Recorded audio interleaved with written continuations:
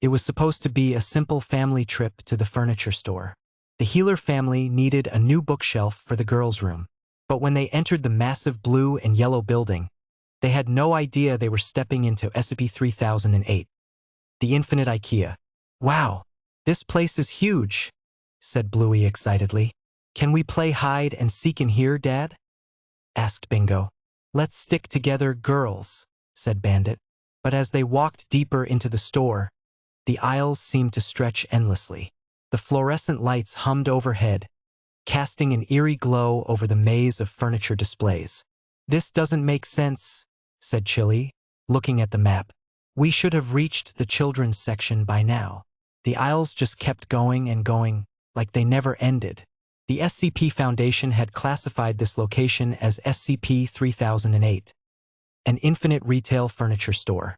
Once inside, customers become trapped in an endless maze of Swedish furniture displays, with no way to find the exit. As the store's artificial day cycle began to dim, the family realized they were not alone. Strange, faceless entities in yellow shirts appeared in the distance. These were hostile creatures that attacked anyone they found during the store's night cycle. The family huddled together in their makeshift shelter, built from display furniture, waiting for the artificial dawn to break. Days turned into weeks as they learned to survive in the endless store.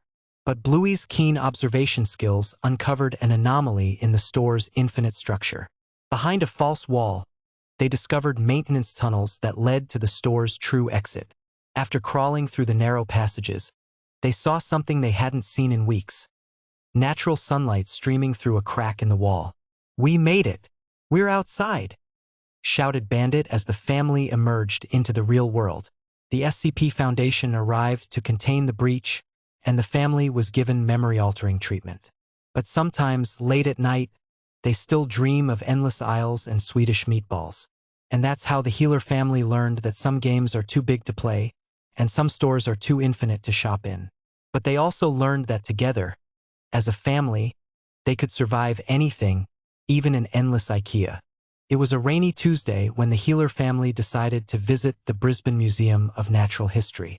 Bluey and Bingo were excited to see the dinosaur bones and ancient artifacts, but they had no idea they were about to encounter something far more mysterious. "Look at all these old things, Bingo!" exclaimed Bluey as they wandered through the sculpture hall. "I bet they have amazing stories to tell." In the corner of the hall stood an unusual concrete sculpture rough, humanoid in shape, with rebar reinforcement visible through cracks in its surface. A small placard read, "Unknown Origin, donated anonymously." The sculpture seemed oddly out of place among the classical marble statues. "That one looks a bit scary," whispered Bingo, staying close to her sister. "Don't worry, it's just a statue," Bluey said confidently. But as they turned to look at other exhibits, they heard a strange scraping sound behind them. When they spun around, the concrete sculpture had moved.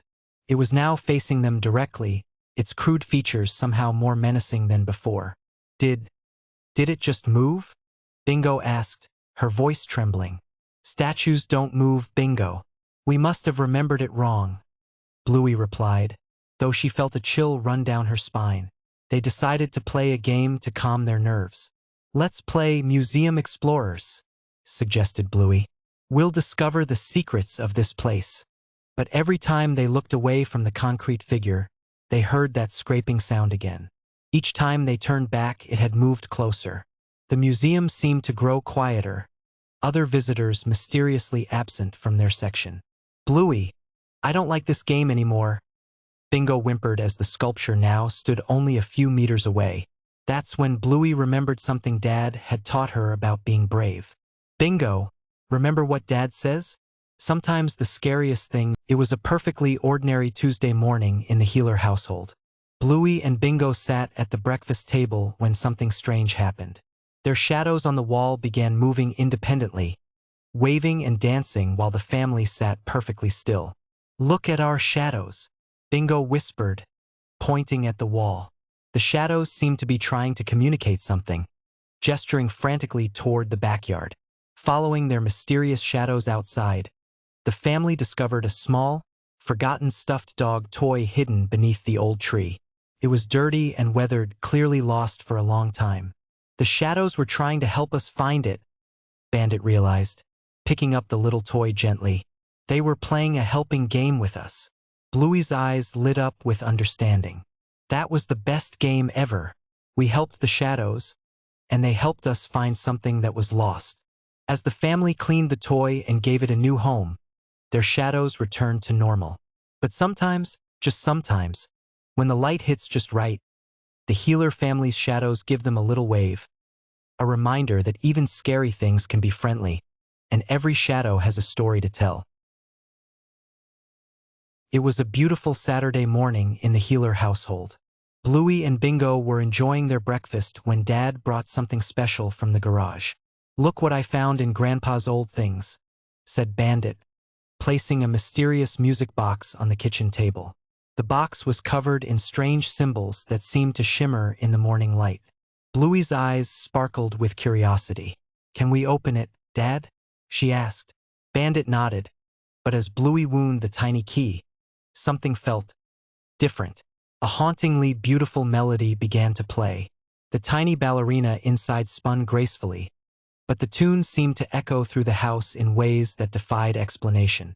As the melody continued, strange things began to happen. Spoons stirred the air, cabinet doors swayed gently, and the morning light seemed to dim without any clouds in the sky. Bingo tugged at Mum's arm.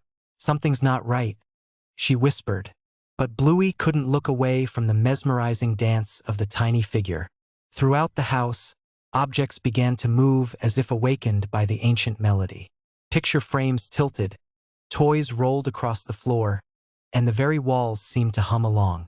The family gathered in the living room, staying close together.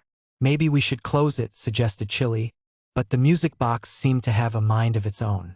The melody grew more complex, more beautiful, and more mysterious. Musical notes seemed to dance in the air, creating patterns that told a story of long ago. Suddenly, Bluey understood. "It's not scary," she announced. "It's lonely." The music box has been waiting so long to share its song with a family who would listen. The healer family sat together and truly listened to the melody. As they did, the mysterious effects became gentle and welcoming, like the house itself was dancing with joy.